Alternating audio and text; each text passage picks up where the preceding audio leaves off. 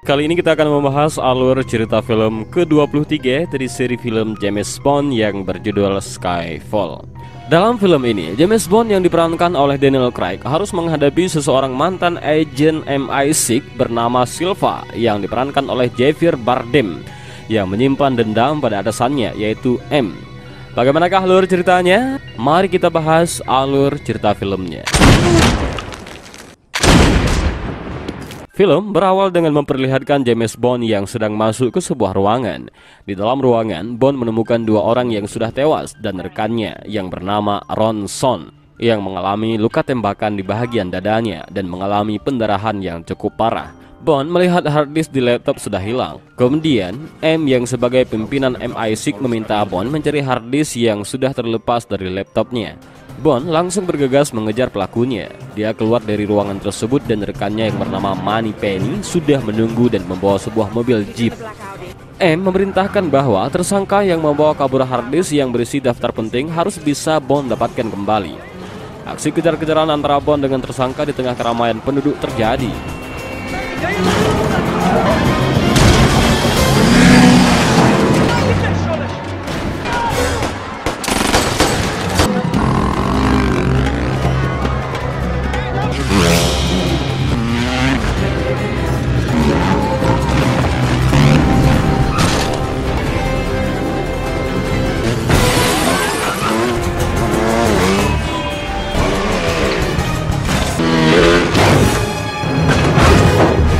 Di sisi lain, Moneypenny ikut mengejarnya, menyusuri jalan searah kereta tersebut. Di markas MI6, M meminta tersangka untuk segera dilumpuhkan karena hampir berada di luar jangkauannya. Kemudian, Bond menaiki eksavator. Saat sedang memutar eksavator, Bond tertembak di bagian dadanya. Tersangka menembak rantai penghubung gerbong kereta tersebut yang membuat gerbong dia dan gerbong Bond terpisah. Namun Bond tidak kehabisan akal. Dia menusukkan cakar eksavator ke kereta dan melalui cakar eksavator Bond pergi ke gerbong tempat tersangka berada. Di sana aksi perkelahian di atas gerbong kereta kembali terjadi.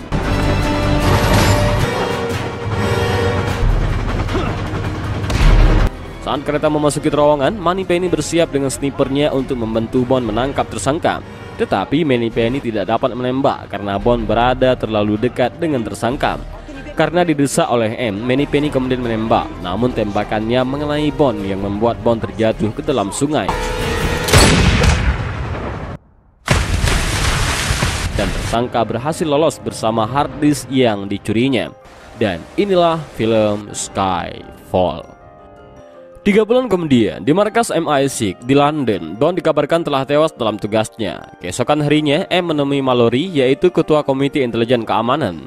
Dalam pertemuan ini diketahui bahwa harddisk yang hilang berisi identitas hampir seluruh agen NATO yang ada di organisasi teroris di seluruh dunia.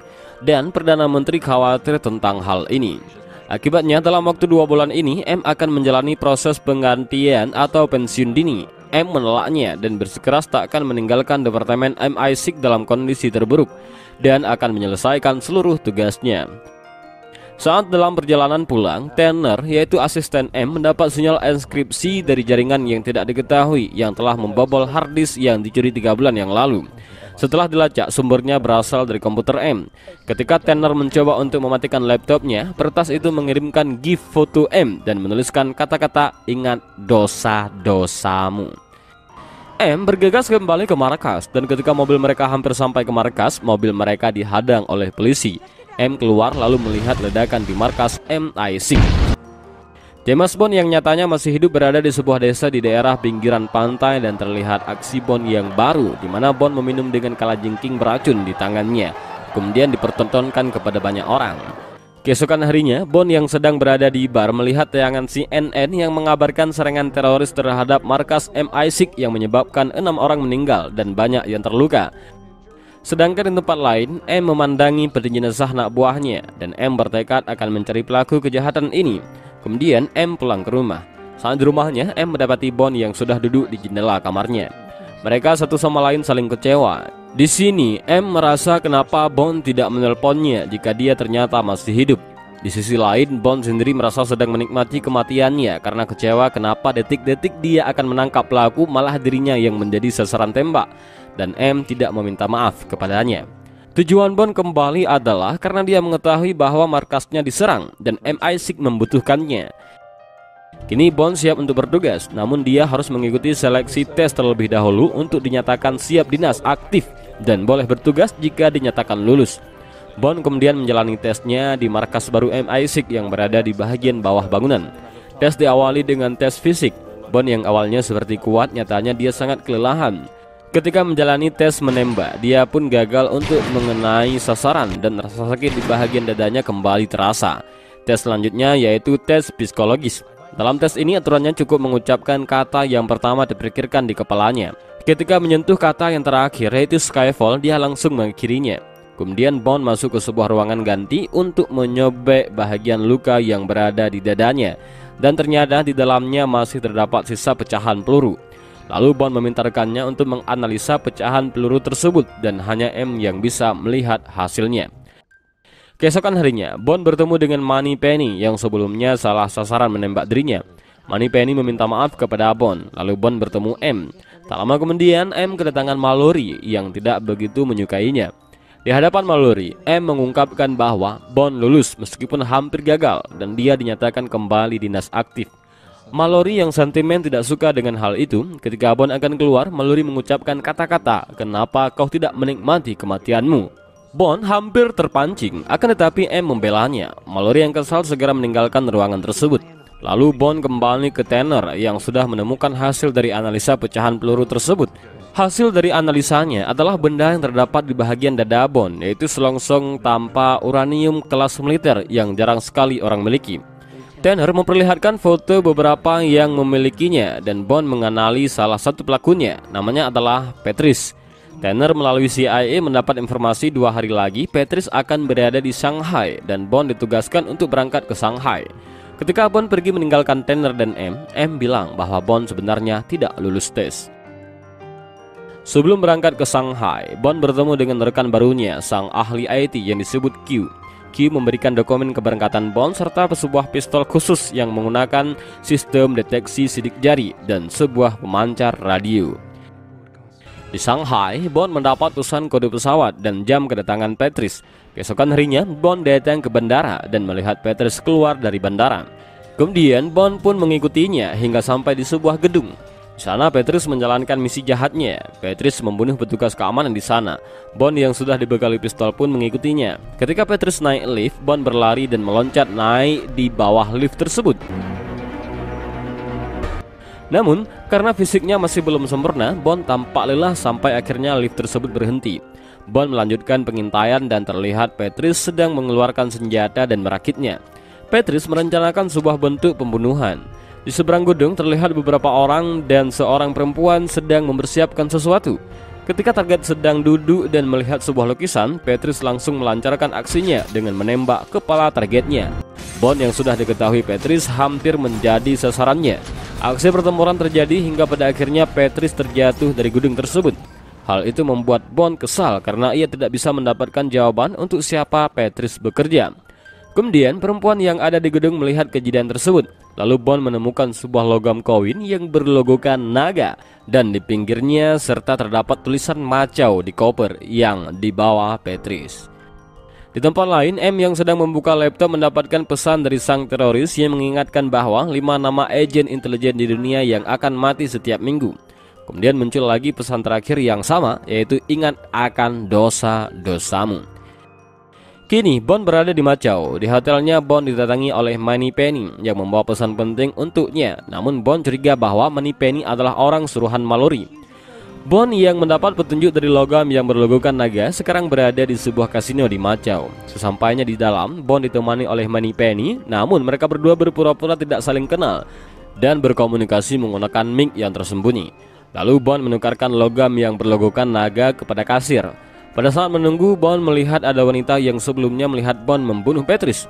Tak lama setelah itu, datang 2 orang yang membawa koper dan diberikan untuk Bond yang berisi uang senilai 4 juta euro. Bond berjalan menuju sebuah meja judi. Wanita itu terlihat mendekati Bond dan mereka berdua berbincang. Bond bisa membaca karakter seseorang. Bond juga mengetahui bahwa wanita yang bernama Saverin itu menyembunyikan pisau Beretta 70 di balik gaunnya. Saverin juga mengetahui kalau Bond membawa sebuah pistol. Saat Severin bilang Bond yang menembak dan membunuh Patrice, Bond tidak mengelak karena ia bermaksud untuk bertemu dengan pimpinan Severin. Karena hal ini, Severin tampak ketakutan karena ada 3 orang pengawalnya yang mengendalikannya. Terlihat sebuah tato di tangannya yang menandakan rumah prostitusi di Macau. Setelah berbincang, Bond berhasil meyakinkannya untuk keluar dari lingkaran ini dan Bond akan berusaha untuk membunuh pimpinannya. Severin memberikan lokasi keberadaannya, yaitu di Chimera Harbor utara dermaga 7. Jika Bond selamat, dia akan menjumpainya di sana karena 1 jam lagi ia akan pergi menemui pimpinannya. Ketika Severin pergi, 3 pengawalnya mencoba membunuh Bond.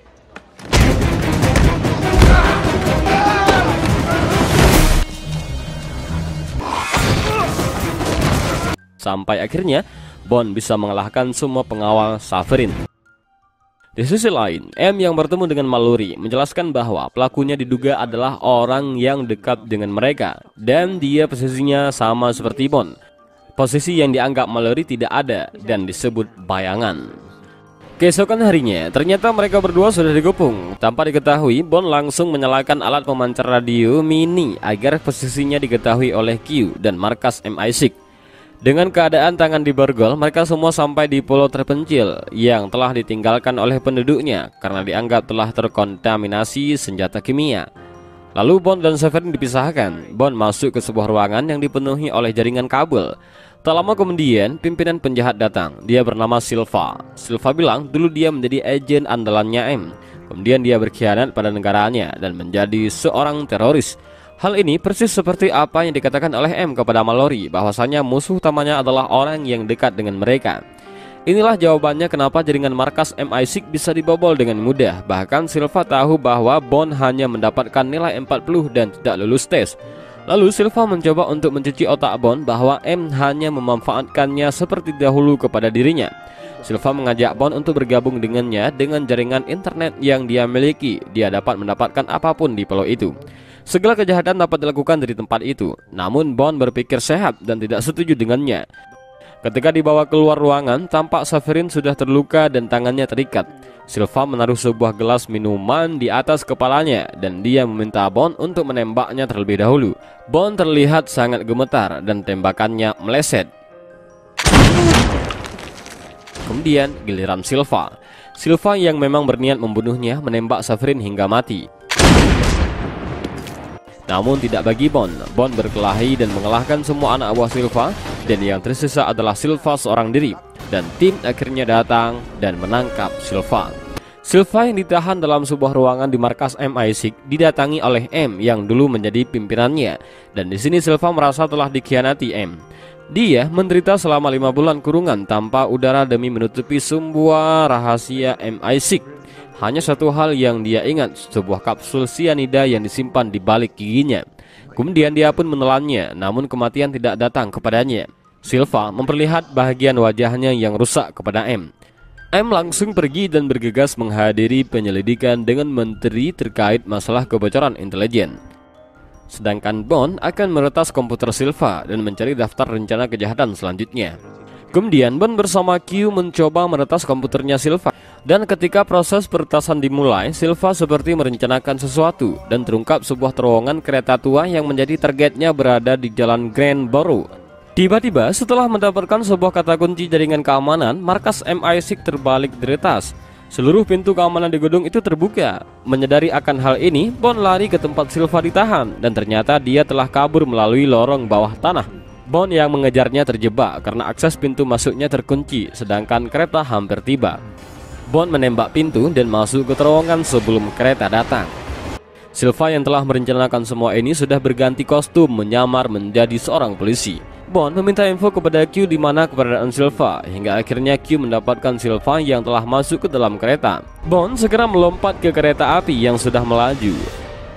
Bond melihat sesuai jalur kereta, dia berencana mendatangi M yang sedang dalam pertemuan dengan menteri. Kembali ke Silva yang sadar dikejar oleh Bond, kemudian berlari lagi dan menuju sebuah terowongan. Di terowongan hampir saja Bond menangkapnya, namun Silva telah mempersiapkan semuanya dan dengan radionya dia meledakkan terowongan dan melajukan kereta untuk membunuh Bond. Bond berhasil mengelak dan lagi-lagi Bond selamat.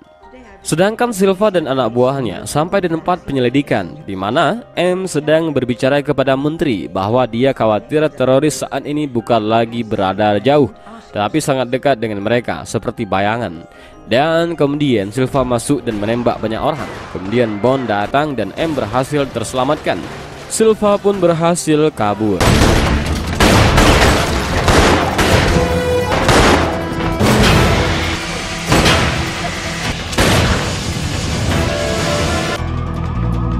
Lalu Bond membawa M. Di sisi lain Bond berencana untuk menangkap Silva dengan menjadikan M umpannya. Mereka berganti ke mobil klasiknya Bond untuk menjalankan misi menangkap Silva dengan memancing mengikutinya. Lalu dia menuju Skotlandia di mana Bond dibesarkan. Sesampai di rumah lamanya, Bond dan M ketemu dengan Kincaid, yaitu penjaga rumah dari Bond masih kecil. Mereka menyiapkan beberapa senjata milik ayahnya. Persiapan untuk berperang pun mereka lakukan. Keesokan harinya, terlihat dari kejauhan anak buah Silva berdatangan.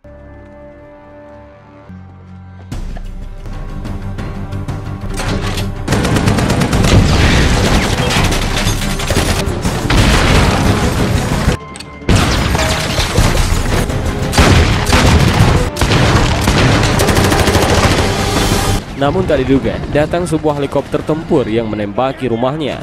Bond segera mengamankan M dan Kincaid dan menyuruh mereka masuk menyusuri terowongan.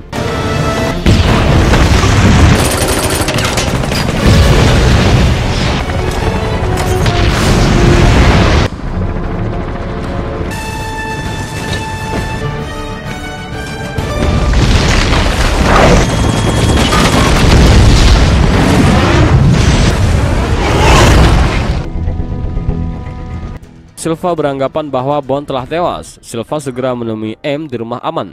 Silva mengajak M untuk mengakhiri hidupnya secara bersama, namun digagalkan oleh Bond yang datang melemparkan pisaunya ke punggung Silva.